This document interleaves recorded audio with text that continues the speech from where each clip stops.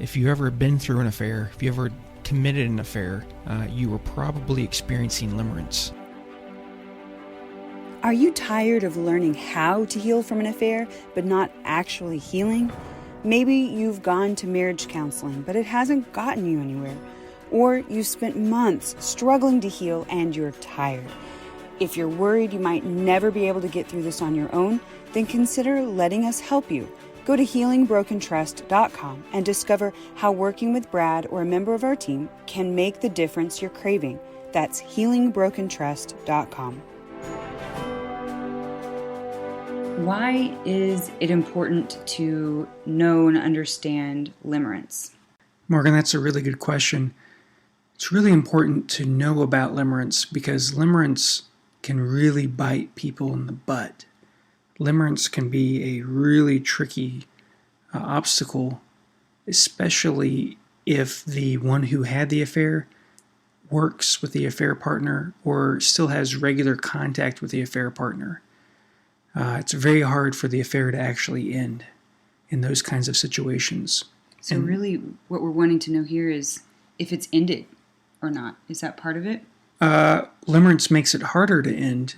Limerence, as you're going to learn in a second, is really a form of love addiction, obsessive love. It's a form of romantic love, infatuation. We're going to get into that, more. But limerence is really dangerous for a relationship. Now, if you have limerence, so I'm saying that limerence isn't the end-all, be-all. I've helped couples where somebody's had limerence, and usually a common feature of limerence is that person is wondering if they should stay married or not. They're debating, I found this person, I fell in love with them, I felt great in my marriage, I haven't felt great in a long time. And so they're kind of contemplating, should I leave, should I stay, that sort of situation. And I've helped people through that, but it's very hard to do that on your own. And so you want to seek the help of a professional who has experience in working through and helping couples work through infidelity and that subject, because it's just very hard. Yeah.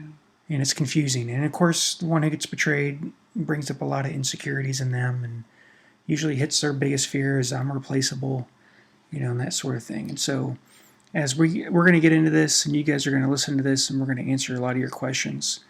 And we'll see you guys on the other side. Thank you. All right. Yeah. So before you get started, make sure you go to healingbrokentrust.com/episode 2. That's the number 2, and download your guide to this part of the program. So, talking about limerence, let's get started.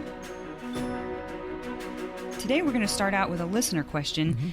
Brad, someone was asking, I haven't experienced an affair, but my sister has. And as an outsider, I just don't understand why people risk everything like this. Why do people risk their whole lives for such a fleeting experience? Yeah, that's a great question. And in fact, a lot of people who don't understand in affairs, even people who've had affairs, they don't know why they risk it. And that's a great question. In fact, I want to spend all day addressing that. And it's really... Or at least the next 30 minutes. Yeah, the next 30 minutes. Because this is really important. If you ever been through an affair, if you ever committed an affair, you were probably experiencing limerence. There's different types of affairs. There's... in fact, every affair is different.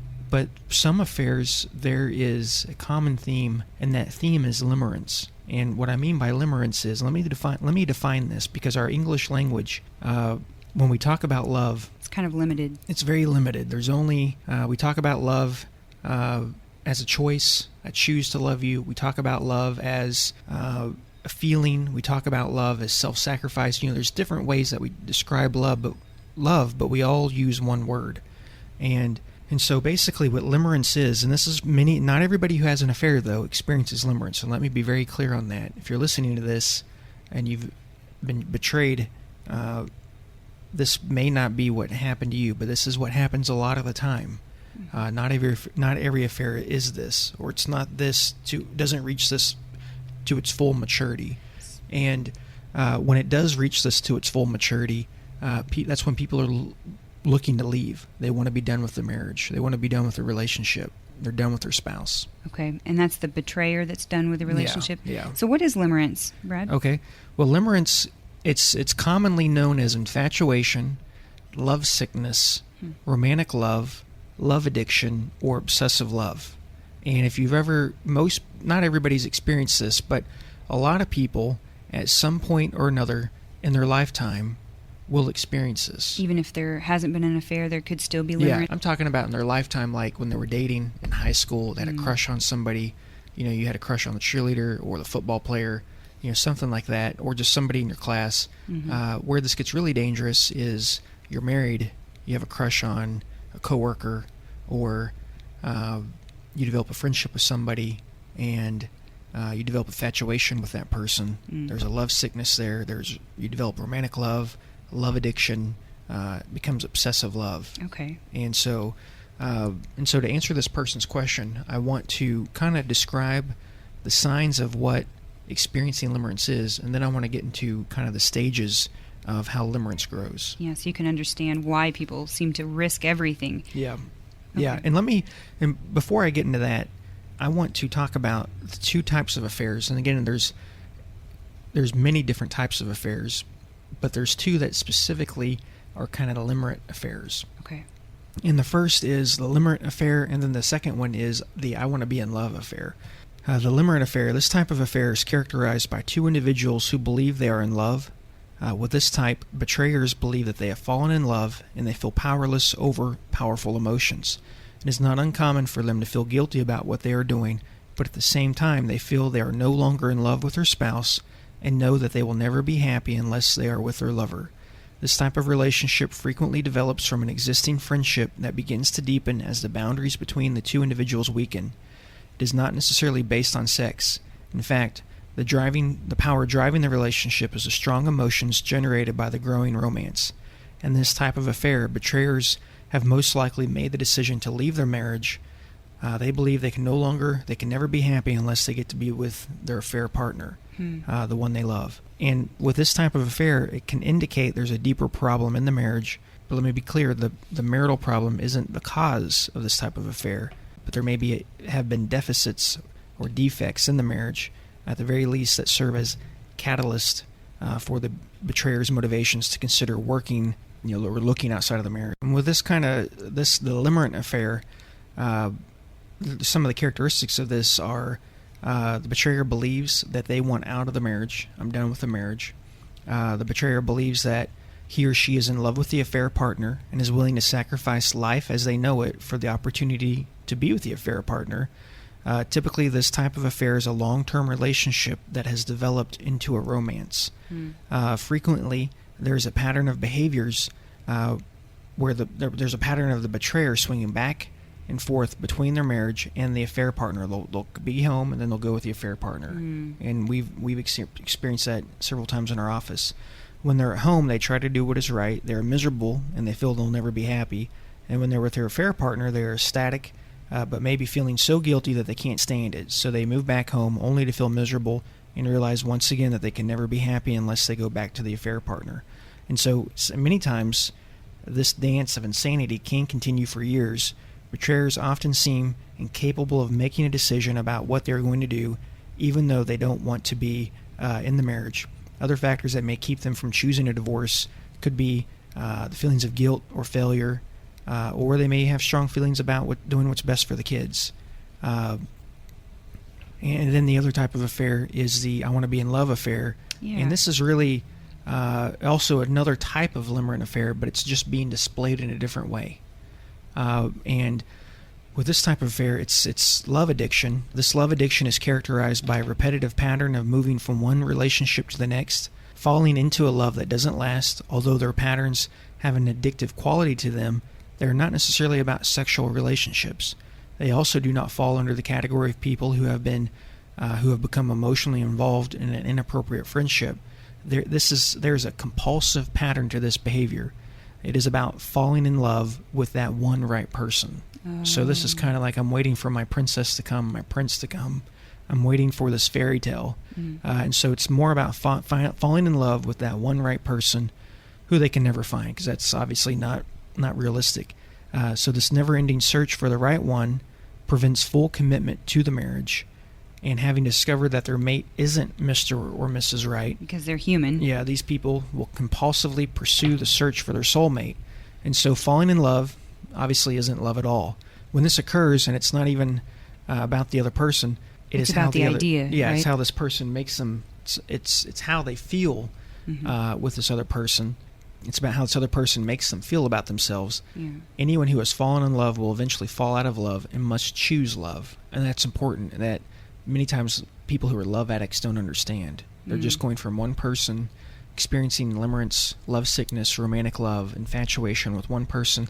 Eventually that'll dry up, and then they go to the next. And they believe that I can have this. This is something that will last, that it's permanent. And it's obviously it's not. Right. But they don't understand what true love is. True love is about knowing the other person and letting the other person know you.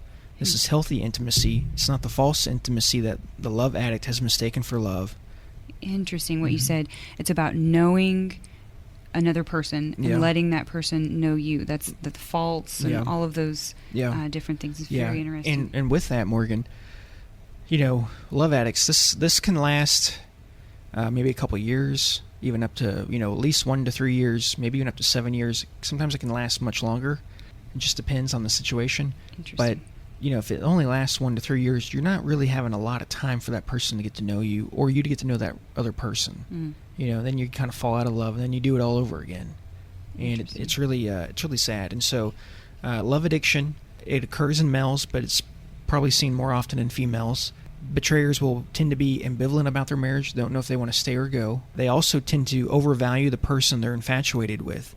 They are incapable of judging the negative characteristics of their affair partner. They don't see the negative characteristics. Right. They can't make an honest, objective evaluation of who this person is, even though because they're looked at as an object, a love object, which is something we'll talk about here in a minute. Yeah, and let me say this: they may see the defects in this person, the negative traits of a person that they're obsessed with, but they don't give that any weight. It doesn't factor into their decision making.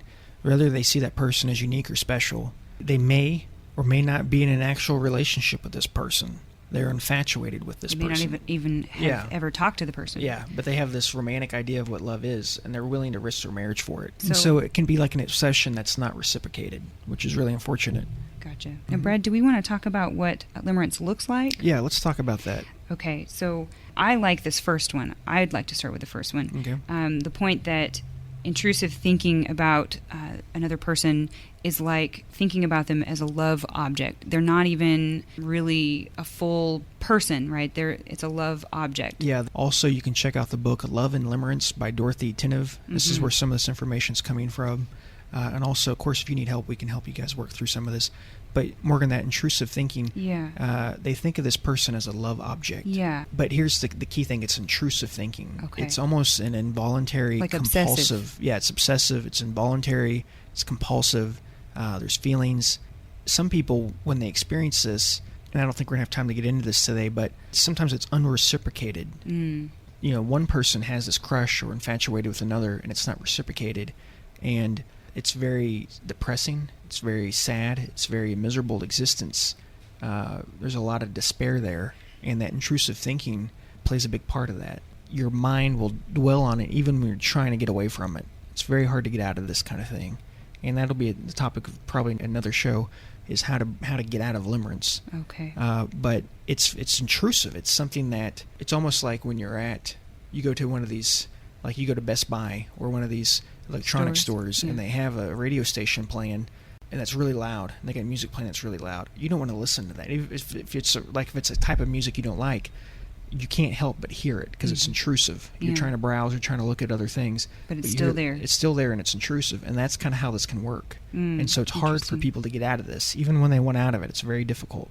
They need help. They need to know how to get out of it. And so the second one here, a longing for reciprocation from the love object. So they just want that love object, that other person, which they've objectified. They want that person to reciprocate their feelings of love, right? Their feelings of longing. It's once that reciprocation's met, I need this person to validate me. I need to be loved by this person. And when they do that, that's when I find, in a sense, peace of mind. That's when I find satisfaction. That's when I no longer feel despair. Instead, I'm walking on air. Interesting. And it's really, it's either you're either in the depths of despair or you're walking on clouds with this kind of thing. And it's really, people who go through this, it's really a horrible existence, because most of the time you're probably in the depths of its despair, and it's really a horrible, horrible existence. Gosh, yeah. And so then the third one, based on how the person who's experiencing limerence, based on how they interpret or perceive the love object's behaviors, it will significantly alter the limerence experience, or the person who's experiencing limerence, their mood for good or bad. So it's up and down, right? Like you said. Yeah, and what they'll do is it could be based on how this conversation went with this person. It can adjust, can make me feel good or bad. And in the context of an affair, you can see how people get pulled out of their marriage with this kind of thing. And those two types of affairs that we described, the I want to be in love affair and the limerent affair, those are both different types of limerence, this kind of experience. You can see how both people who experience that, the betrayers who experience limerence, they want to be when it's full grown, they want to be out of the marriage because they want to be with this person. That's when they're happy. That's when they feel satisfied. That's when they feel complete. Gosh, yeah. And we can do the next one. Limerence. The person that's experiencing limerence will only have one person they have a love addiction to, unless it's in the early days of limerence or it's in an experience of fading limerence. Explain that. Yeah, and that's really important, because many times when people are having an affair, and it's a limerent affair, or it's one of these affairs where limerence is being experienced, they're able to give time and attention to their spouse and their family. They're able to give attention to their spouse in the early days, and we're going to get into the stages in a minute. They're able to still show care and affection for their spouse and their family early on, or when that is ending. But when they're actually in the middle of this, and it's kind of towards more in the middle of limerence. Yeah, when it's more developed, they don't. They're just kind of cold to their spouse. They're distant to their spouse because they've kind of moved into the limerent affair. Yeah, and their mind and everything's kind of on somebody else, taken over by the limerence. Yeah, and that can also be why, like we described earlier, people move out, they separate, and then they come back. And we worked with a couple where that was for a couple of years. It was in and out. We're separated, in and out, and trying to battle this, and didn't know how to get over it. And the next one here, daydreaming about the love object, returning your love and affection can cause you to feel relief from the pains of the limerent experience. So when they actually return love and affection to you, then it kind of relieves some of the pain. Well, just even daydreaming about it, you feel better. You feel euphoric. You feel like you're walking on the clouds. Just daydreaming about them returning that love. Interesting. And being interested in you. Oh, okay. When you're daydreaming about them wanting to be with you, you feel like you're there. Yeah, you feel like you're there. You're not feeling like, gosh, I want them to reciprocate. You're imagining them already doing it, so then you feel good. Oh, interesting. Yeah. You want to go to the next one? Yeah. The sixth sign of what a person's experiencing with limerence is people who experience love sickness or limerence tend to be shy around their love object. In our scenario, the affair partner. So they can be shy around their love object and have fear the love object's rejection. Okay. And that can be different. Just again, a different stage. Maybe early on they're shy. They fear that rejection, but once it's reciprocated and it's met, they're probably not shy. The sleeping dragon is awake. Yeah, they're probably not fearing that rejection. But in the beginning they will. And even towards the end, they may be shy, but once it's reciprocated, probably not going to have that type of shyness. Interesting. And so then the next one, adversity can intensify the limerence. So adversity can intensify the limerence, being broken up by the affair partner, than them telling you they don't like you, finding or the affair's over, or the affair's over. Yeah, and this is important, Morgan. Okay. And this is crucial for people to understand who've gone through an affair or know others who've gone through an affair. Adversity intensifies this love sickness, intensifies a romantic love, it intensifies infatuation, it intensifies a love addiction, it intensifies the obsessive love. Okay. So when people say the affair's over, we're done, it's like a new challenge. Well, it's a new challenge many times for the affair partner, or even the person in the counseling office saying, yeah, I'm done. They may not really be done yet. Just because the affair is discovered by the spouse doesn't mean that they're done yet. Right. And that's where a lot of people get hurt much, much worse than they normally would, because then there's a new layer of deception. Okay, you caught me with my hand in the cookie jar. Right. And I said I'll never do it again, and I'm really sorry.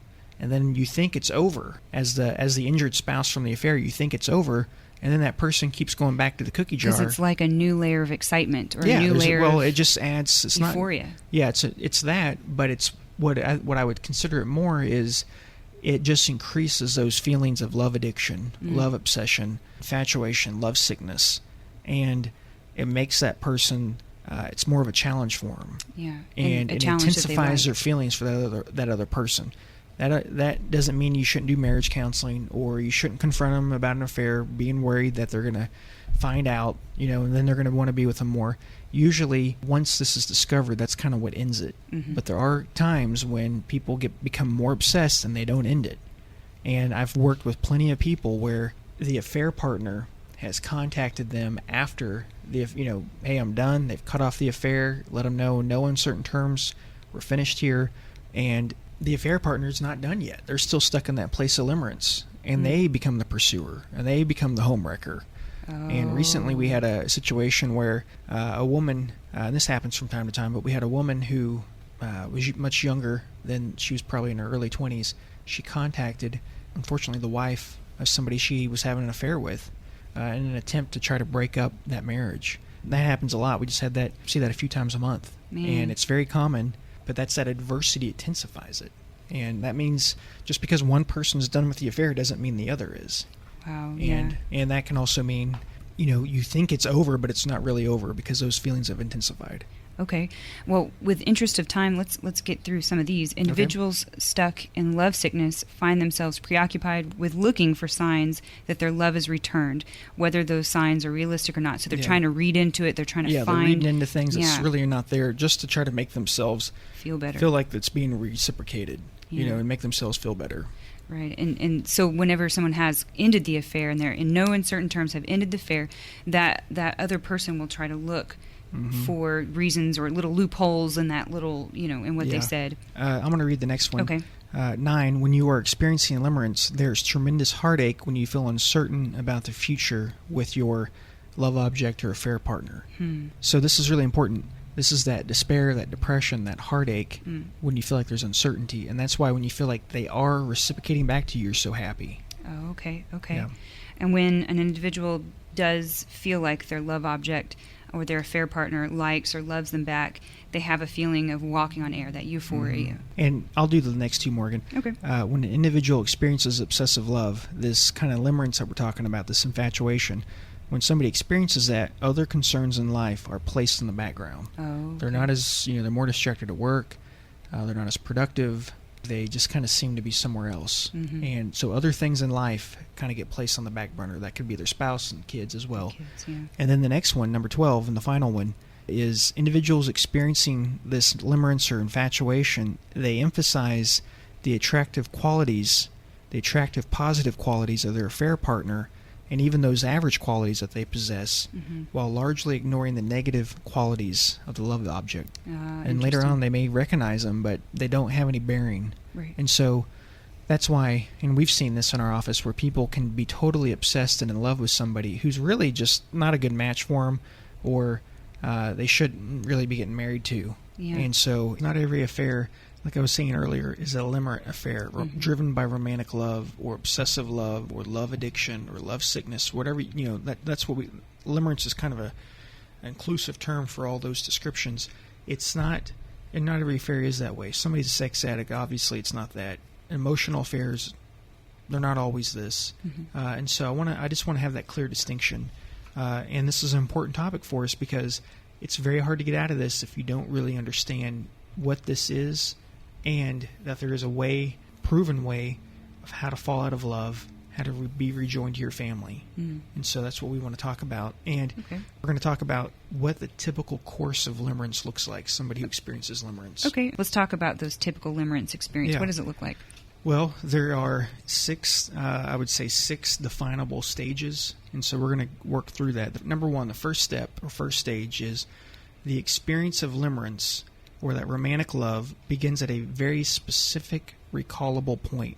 And what I mean by that is people know when they experience this. This isn't like, well, I think I fell in love, or I think I experienced this. People know when this happens to them. Their eyes meet. Yeah. Typically the moment is when eye contact is made with the love object. And so limerence is, something that happens at a very specific moment. And commonly people, when they're dating, they can tell you that specific moment when they started falling in love. If it's a limerent affair, they can tell you that as well.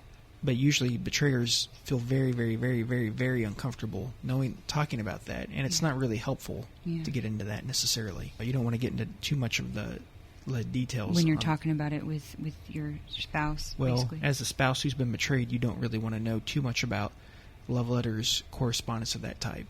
In that moment, and the feelings that they felt towards other person, because you want to pull them out of that. You don't want them to be dwelling on that. And I think, would you say it's true that that's part of the reason why limerence is something they fell into, because they dwelled on it and they stuck to it and they kept thinking over it and they mulled over it, and that love sick feeling? I would agree with that, because it's a very addictive feeling. Usually people who fall into limerence, not always, usually though, they didn't have good relationships with their parents or caregivers growing up, so they have a difficulty bonding and attaching. Not that it's always extremely difficult, but there is some difficulty there, especially with the opposite sex. And then the other is there's probably a little bit of depression there, and so it's kind of sets them up for this. For this attachment that's just so strong that they can't seem to get out of it. The addiction part of it. Yeah. Now, the affair partner is someone the betrayer is physically attracted to, or the betrayer feels like this person is interested in them. Interesting. And so, and I'm not trying to be crude, but commonly you see people who are, you just don't, they're, neither one of them is very physically attractive, but they're head over heels in love. And it's not necessarily that they find that person attractive. That's not why they're experiencing this romantic love. It's somebody else is interested in me. Oh, right. And that's the driving point. They like that they're likable. Yeah, they like that somebody else likes them. Right. And so, it happens at a very specific moment in time. It's the first part of this course of limerence. And then the second one, thinking about the love object becomes pleasurable with a feeling of freeness and focus on the positive attributes of the love object or that person. They're not really seeing them clearly. That's why we call them a love object. They're made into an object. Yeah. It's not a real person. But thinking about this, it is pleasurable for people experiencing limerence. There is a feeling of freeness, and the focus, and this is important, the focus is on the positive qualities. And as this develops, there's not a lot of negative qualities taken into consideration. Yeah. And so it's not really reality here. No, it's not reality. It's the fantasy factor. And what happens is people fall in love with people who are really horrible for them. I've heard a lot of horrible experiences where people fell in love with somebody that just treated them like crap, but they still they were still with them because of that. Because I remember when we fell in love, our eyes locked. That I've heard fantasy that, story. the fantasy and this soulmate, and these feelings I get from this person. And at this stage, we were talking about this, it's possible to have more than one potential love object or affair partners. Even if it's in your head, it maybe isn't fully developed into limerence yet. So it's kind of at the beginning stage. You can have more than one. We're still in the beginning. It happens at a specific recallable time. And because this is still the beginning, you can still like two different people. You can still, like I've explained before, it can be like having a crush on two different people. Yeah. Kind of like in middle school, like you might have liked, several different people. It's the same with this. You can still, at this point... even get out of it if you wanted. Yeah, you can still get out of it. Yeah, you can still get out of it. You can still have feelings for your spouse, but you still think about that person because... that feels good. And it's kind of like where if you have experienced an affair like this, where it's like this back and forth feeling where they're with you and then they leave and they go to the other person and they come back because maybe guilt or they still love you, and then they go back and then they have these relapses where it's just, I don't understand how you're walking down the hallway at work and you just lock eyes again, and then all of a sudden you've fallen back into this pattern of addiction, and it's very much like that. It's kind of that back and forth. But in the beginning you can choose. You have more control over more it. Control. The third step in this course is the potential reciprocation from the affair partner. It can be euphoric. It's very, very euphoric when that person, if you like this person and then they respond back to you with liking you back, it's very, very euphoric. And when this is happening, you're experiencing this, you get that person to like you back. It's a euphoric feeling. But then when you think about their positive qualities, you'll replay interactions, or you'll replay conversations that you had. Yeah. You'll replay specific moments that you had with them, while at the same time you'll have an increased focus on your own relevant attributes. Yeah, and it's really a chemical high. I mean, the brain is going crazy, like those mirror neurons that just, the cuddle hormone that you hear about. I mean, they're just, it's really firing off, and so it's very much a high, a chemical brain high that you have, and so that's really the big thing. Wouldn't you agree? That's causing people to fall into this limerent affair. Just a constant reworking in your mind, replaying mulling events, mulling it over, kind of. Because you love that euphoric high that's just happening in your brain. It's, and they're responding back to you. They're giving it back to you. Oh my gosh, yeah. And so at that third point in this course begins to grow. And it doesn't take a long time for this kind of thing to grow either. It can be, a pattern of a week, or... It could be, honestly, it could be. Some of this that we're talking about could be, it could be a week or shorter, to be honest with you. Wow. So it's just really a fall into... It just depends. I mean, this isn't a one-size-fits-all. It's one of those... Kind of like a perfect storm. Like a perfect storm, like you were saying. There's a perfect history of this person. Maybe they've had attachment injuries or attachment issues with a spouse or a parent in the past, or just as a kid, maybe some depression falls into play, and then you've got this kind of cocktail of events that kind of cause them to fall into this thing, that we're talking about, would you say? So the next one is romantic love or love addiction increases where obstacles exist, or when the person experiencing limerence doubts their love object or that affair partner feels the same way about them. So it's kind of like these obstacles put in the way, and it's like a gladiator movie. Oh yeah. So it's this another sort of euphoric high that happens that causes you to really want to go and win the heart, kind of like the knight in shining armor. Of this person. And Morgan, what you just said is really key to this. When there is obstacles or challenges, this experience of limerence, love addiction, infatuation, it only increases. Yeah. So one of the things that drives this is the secrecy that's involved. Oh, yeah. We have to keep it secret. It's a challenge. It's an obstacle. This isn't right. I'm married. You're married. Or, one of us, we have other commitments. We have families. If people knew what we were doing, this is only going to make it worse. And so that actually increases the feeling of this. Yeah.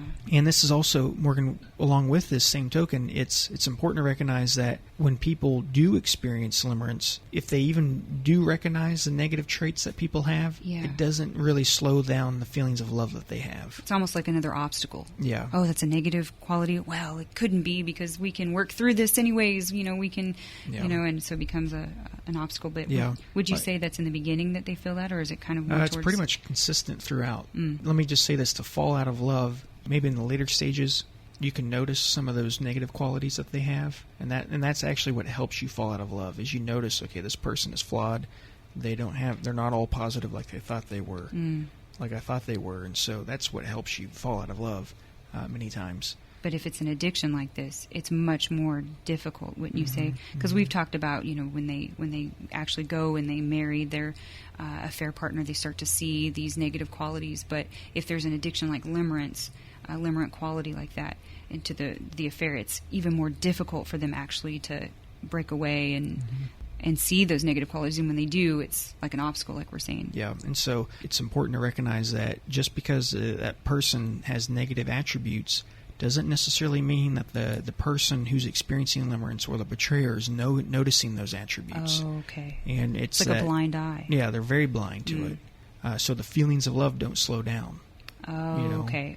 So it doesn't stop. And also it's important to recognize that during this stage, there are attempts that people will make to physically improve their appearance or any status that they may have in order to increase their desirability to the affair partner or the love object. Because they don't want to be rejected. They don't want to be rejected. Yeah. There's a fear of rejection, which also increases the feelings of limerence. And it makes it very difficult for the betrayed partner, too, because they'll see, well, my spouse is wearing that cologne that I really love that they never, wore before. They would go out and buy clothes and dress up and look nice and go out, but they're not going out with me. And so it's like this, what is this going on kind of thing. And so, that could really be a sign.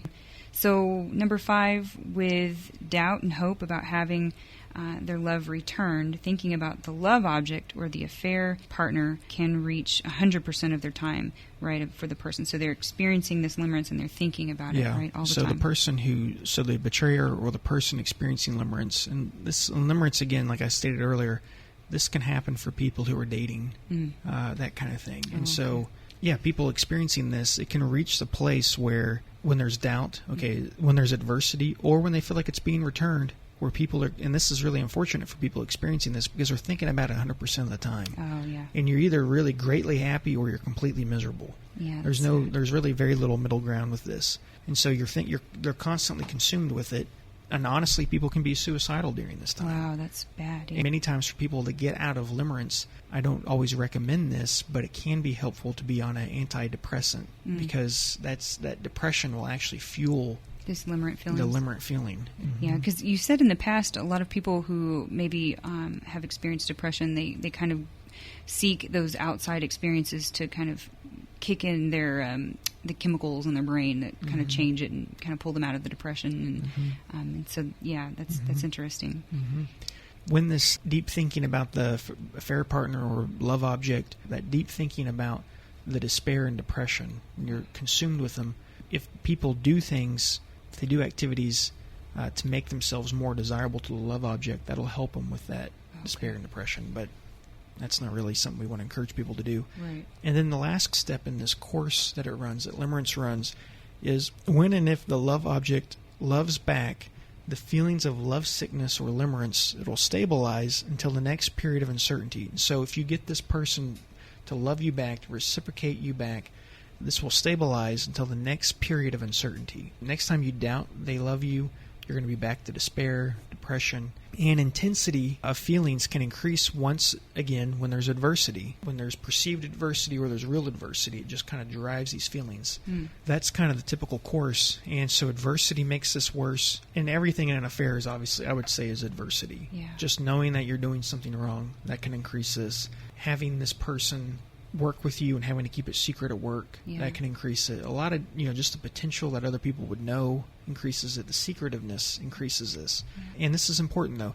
Limerence is beatable. This isn't something that isn't beatable. It does last on average anywhere from 1 to 3 years, even up to 7 years. And there can be episodes where some dissipate within 6 months and some that last for decades. Wow, I could imagine that if someone is experiencing limerence, just clinging to their spouse, and fleeing for their life, literally.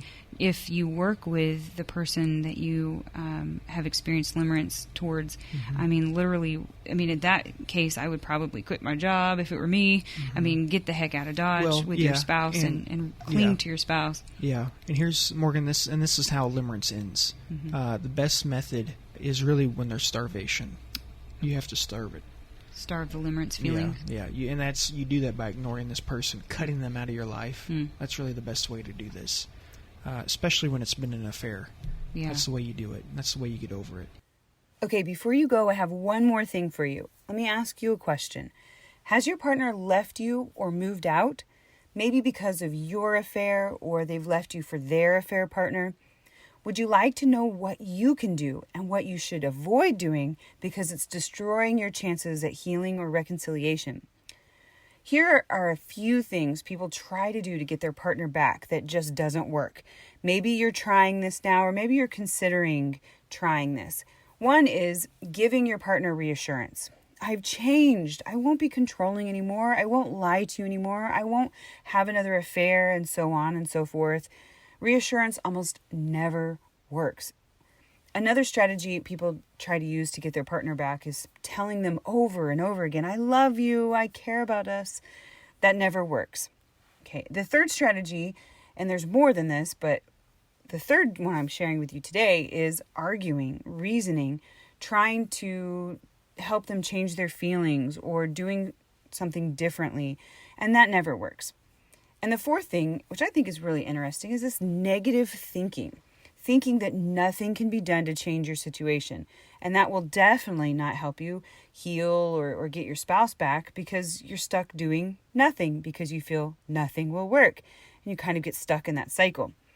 But we go through everything that doesn't work and then talk about what does work in getting your partner back in our program called Stop My Divorce, Ruin Their Affair. It's specifically designed for individuals who want to heal after their partner has left for any reason. We outline very specific things for you to do that will help you heal and potentially save your relationship. If you want to learn more, go to healingbrokentrust.com/stop. That's healingbrokentrust.com/STOP stop.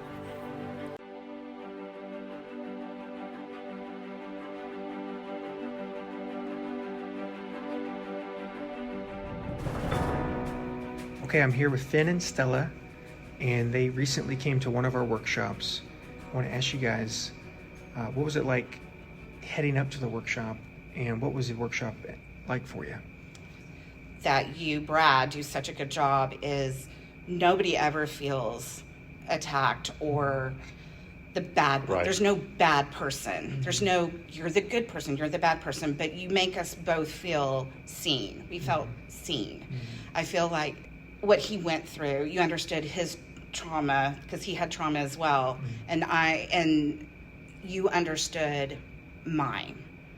Like, I think we both were equal in it. It wasn't just about the betrayer was this horrible person and the other person they had no fault in this. It didn't happen that way at all. And it almost feels like a weight has been lifted off my shoulders. And I'm so excited. Like, our marriage is actually going to be better now.